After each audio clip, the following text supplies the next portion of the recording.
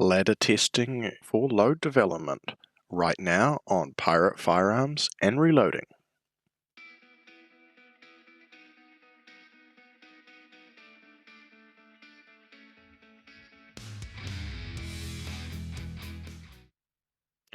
Hey folks, welcome back to the channel. So today we're going to talk about another method for load development. Now, there's lots of different theories out there. There's modified versions of this, that, the other thing.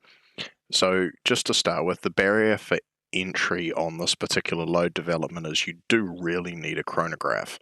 Now, I'll talk about a way that you can do this without a chronograph, but really it's not advised to do this without a chronograph. And I will show you an example down here of why you're definitely better to have the chronograph on this.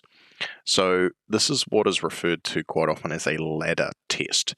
And basically what I do for my ladder test is I go to the loading manual and I find the maximum charge for the powder projectile combination I'm going to run.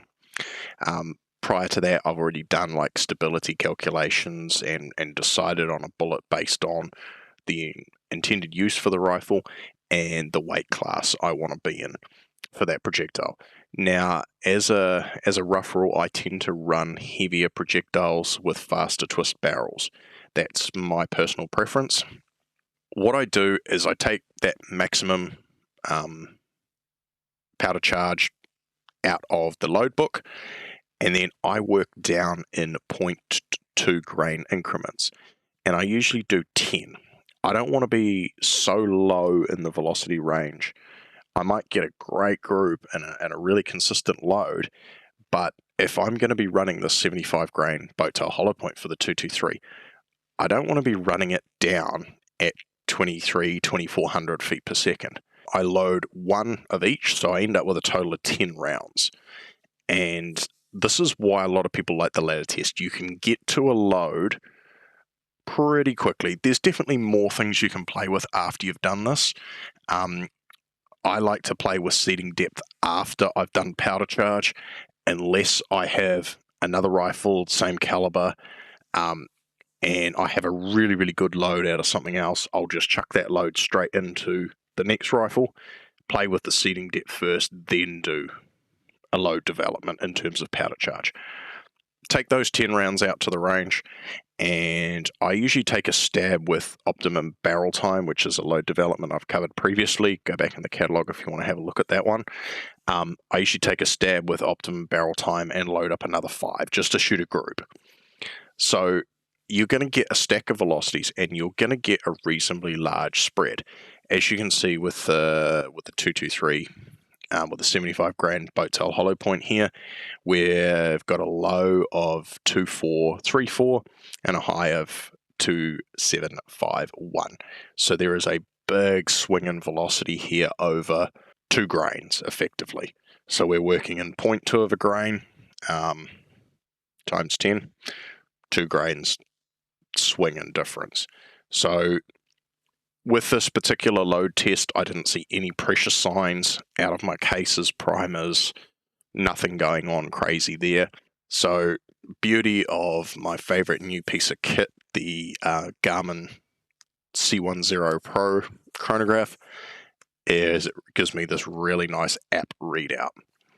And as you can see here, we've got our minimum, maximum. We've got a standard deviation of 99 feet per second and an extreme spread of 316 feet per second. I do not care about those two numbers when it comes to a ladder test. What I care about is where you kind of get a flat spot. So in that change in charge weight, somewhere along the lines, you'll get velocities that are very, very close to each other. And with this particular load, you can see that I have kind of 2 flat spots, and a graph sometimes is really nice to visually show this to you. If you can deal with numbers in a spreadsheet, sometimes you don't need to put it in a graph, but if you're a visual person like myself, graph's the way to go. So I have 2 sort of flat spots in my velocity, one up at this 2750, 45-ish, and then one at about just over 2600. So the one at 2600, as you can see, is less than a foot per second between those two loads, whereas the one higher is a little bit more open. But at the end of the day, I'm looking for the maximum performance. With this one, I'm going to go and shoot both as groups, but at this stage we can see there is two flat spots in the different powder charges. So now what I'll do is I'll take those flat spots, those nodes, and I'll go and load up 5 of each. So another 10 rounds in this case. And I'll shoot them over the chronograph again, but this time I'm going to focus on shooting groups as well. When I actually shoot the ladder test, I still take my time. I look at the accuracy on target.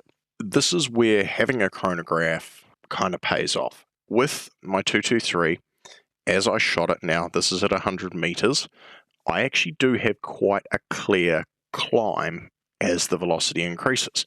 It also actually starts taking off to the right, which is quite interesting. Every time the velocity increases a little bit, you can actually see the shots climbing. So if you were going to do this ladder test without a chronograph, distance is your friend. The other really, really critical thing you have to do is make sure you're actually recording which order these impacts end up on the target, because you could actually have one that's a flyer and it shoots low even though it's got, half a grain more powder in it. So there is always that possibility. The other possibility you can get, and I will show you, is you get just one big ragged hole and one flyer off to the side, which I definitely know I pulled.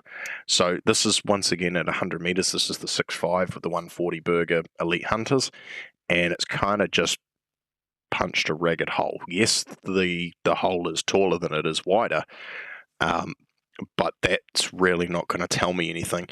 And to be fair, if I took this out to 200, 300, I'm kind of just going to see a bigger version of this, and it's not really going to be that helpful in terms of doing a load development.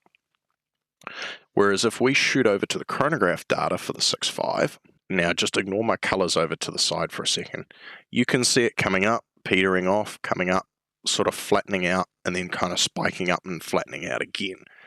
So the two loads in the red up there showed quite clear signs of pressure. I had marks from the ejector on the back of the case. The primers hadn't flattened out or anything, but I did have that little mark there, so I'm going to stay away from those two loads. They are not above book maximum, but obviously for the combination I'm running, they're just a little bit too high a pressure.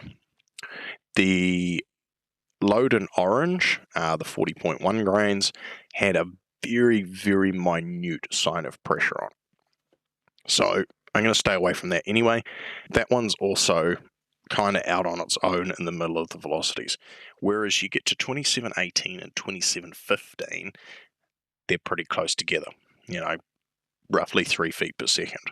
Looks like a bit of an accuracy node for me. So now I'm going to load up. I'm probably going to load up 10 of these, and what I'll do is I'll shoot 2 5-shot groups. That takes a little bit more of me out of the equation. It also gives me a bit more of an indication what is going to happen at a point where the barrel is starting to heat a little bit and the suppressor, this rifle, is suppressed. So that's a little bit of a nutshell as to how a ladder test will work.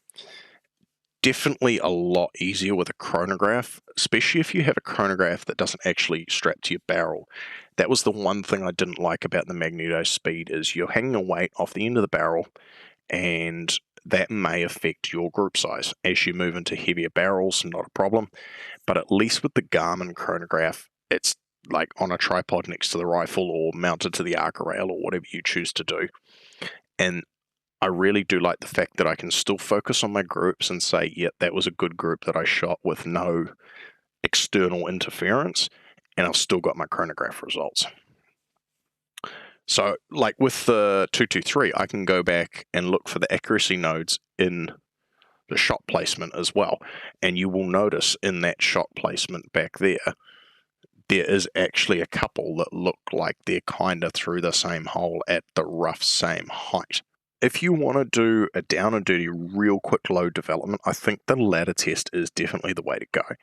You're looking at probably expending about 20 rounds to get yourself with a pretty solid load, and let's say maybe another 10 or 20 to really fine tune that, play with your seating depth, maybe play with a crimp if that's something you do.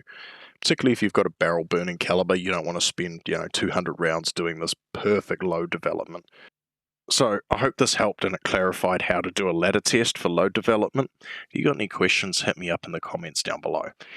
Once again, please make sure you're subscribed. It does help me out immensely getting the content out there to you and supporting the content you're enjoying. Until next time, happy shooting. Thanks for watching. Don't forget to like this video and subscribe so you don't miss out on anything. And if you found this video helpful, please share it with your friends. If you have any questions, hit me up in the comments below. Catch you next time.